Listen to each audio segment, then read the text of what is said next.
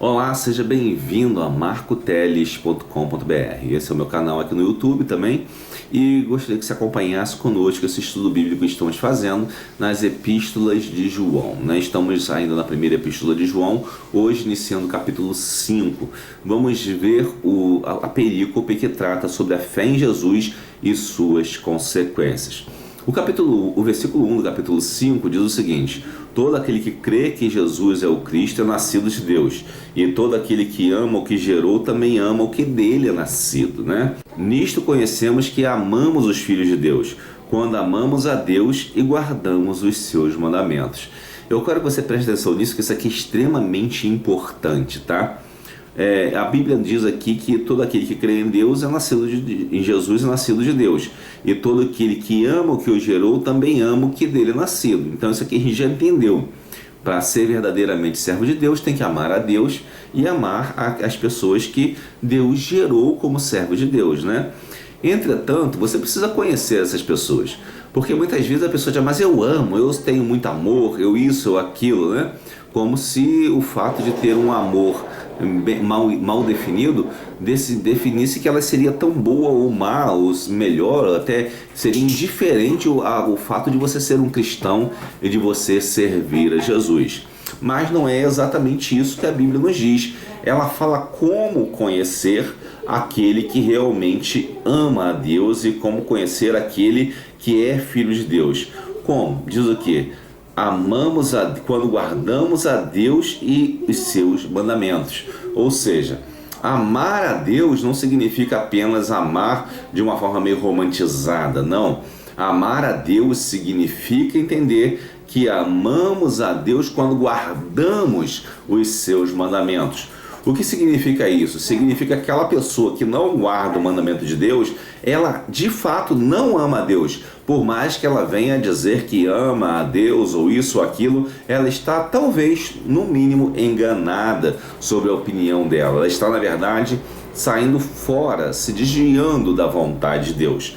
E essa pessoa, ou ela está enganando a si mesma, ou pode estar apenas escondendo sua própria condição de pecadora e renitente e que quer viver daquela forma pecadora sem se converter à vontade de Deus. E continua dizendo aí no versículo 3: porque este é o amor de Deus, que guardemos os seus mandamentos, e os seus mandamentos não são pesados. Ora, por que então é o amor de Deus, em saber que amamos a Deus quando guardamos os seus mandamentos? Porque é a vontade de Deus. Deus determinou que quando guardamos os seus mandamentos, estamos amando a Ele.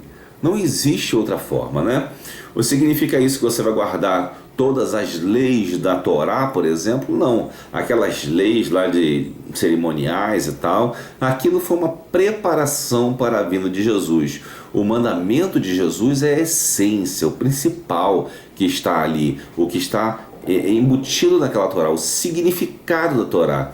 Tanto que Jesus, em alguns momentos, ele diz assim: a Torá diz para você não se divorciar, permite o divórcio. Mas eu digo, aquele que olhar para uma mulher pensando com um pensamento impuro, já adulterou. Percebe? Então, Jesus ele vai além daquilo que está na Torá. Por quê? Jesus disse, inclusive, para os seus discípulos que foi permitido darem carta de divórcio por causa da dureza do coração daquele povo, naquele período. Então, quando Jesus vem, ele entende que o povo já deveria, pelo menos, estar com o coração mais quebrantado.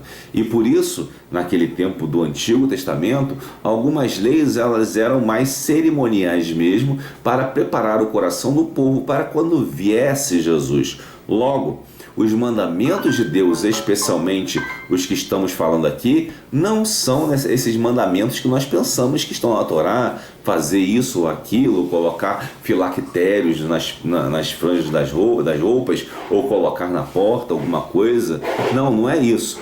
Na verdade, cumprir os mandamentos de Deus é você olhar para essa essência do Antigo Testamento que está manifestada em Jesus, né? Por exemplo, a Torá diz: amai os vossos amigos e odiai os vossos inimigos. Mas Jesus diz: amai o próximo como a ti mesmo. Percebe? Então é isso que Jesus está mostrando, que é totalmente diferente. O que vale é a essência do mandamento, e essa essência está em Cristo, né? E continua o versículo 4: porque todo que é nascido de Deus vence o mundo, e esta é a vitória que vence o mundo, a nossa fé. Ou seja, você não vai vencer o mundo por decorar algumas coisas ou para fazer algum ritual, não. Você vai vencer pela fé em Jesus. Mas como vencer o mundo? Porque o mundo tenta mudar a sua fé, tenta fazer que você seja incrédulo. Atualmente vivemos uma sociedade muito incrédula, e essa sociedade incrédula cada vez está se afastando mais da fé em Deus. E por isso sabemos que as pessoas estão naufragando na fé.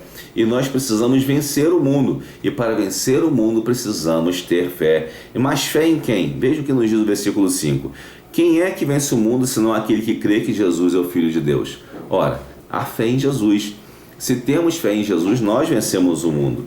E este é aquele que veio por água e sangue, isto é, Jesus Cristo, não só por água, mas por água e por sangue. E o Espírito é o que testifica, porque o Espírito é a verdade. Aqui tem uma coisa interessante que algumas pessoas fazem muita confusão, né?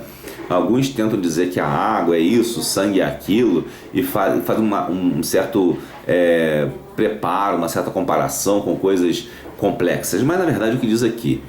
Quando Jesus diz que Jesus veio, aquele que veio por água e sangue, isto é, Jesus Cristo, não só por água, mas por água e por sangue, e o Espírito que testifica, porque o Espírito é a verdade, quer dizer o seguinte: quando Jesus veio ao mundo, ele nasceu, né? Ele nasceu sem pecado para nos salvar.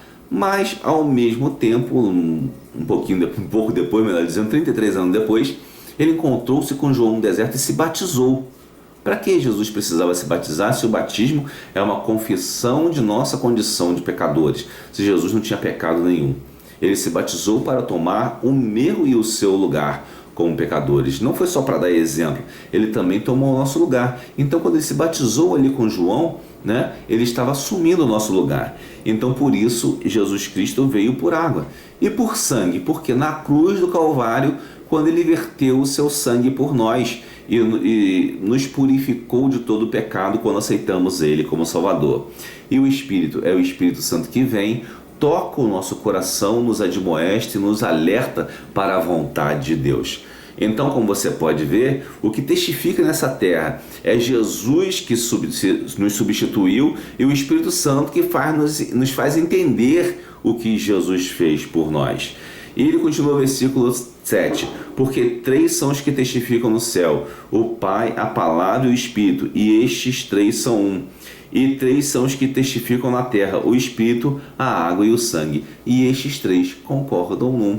Ou seja, o que foi feito no céu foi cumprido também na terra, para que nós possamos ter a bênção de Deus. E quando ele diz aqui que o Pai, a Palavra e o Espírito testificam na terra, é a Trindade, né? Deus Pai, Deus Filho e Deus Espírito Santo. A palavra é o verbo, que é o próprio Jesus, né? E os que testificam na terra é o ministério terreno de Jesus, né? Na água e no sangue, e também o ministério do Espírito Santo que está aí conosco até hoje, né? Nos consolando e nos orientando na palavra de Deus. O versículo 9 nos diz o seguinte: se recebemos o testemunho dos homens, o testemunho de Deus é maior, porque o testemunho de Deus é este, de que de seu Filho testificou.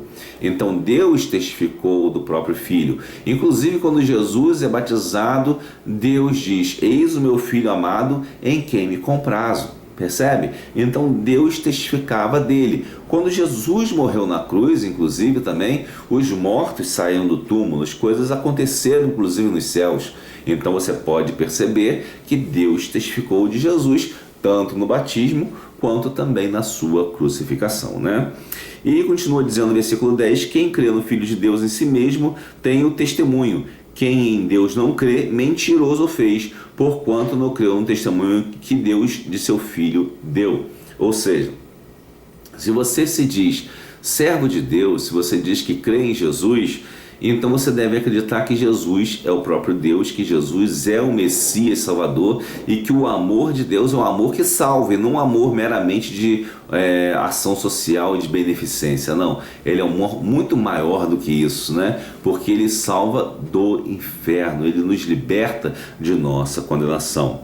O versículo 11 diz: o testemunho é este, que Deus nos deu a vida eterna e esta vida está em seu Filho. Aqui ele deixa bem claro, né? O testemunho de Deus é que ele deu a vida eterna em Jesus, e só isso, por causa do seu amor infinito, grande, maravilhoso. E nós não podemos perder esse amor por causa de ideias estranhas, isso ou aquilo, né?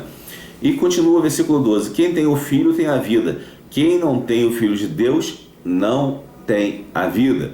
Portanto, aquelas pessoas que pensam, que negam Jesus, que reencarnou sim, não ressuscitou, e que veio trazer salvação para as pessoas, essas pessoas que negam isso, né, que Jesus é Salvador e que ressuscitou, na verdade não reencarnou, Jesus é o Filho de Deus verdadeiro, que ressuscitou para ser o primeiro dentre os mortos, e não para simplesmente dar algum tipo de ideia estranha disso, né? Então podemos ver que esse Filho de Deus, ele nos salvou e nos ressuscitou em Cristo e nos ressuscitará também no último dia.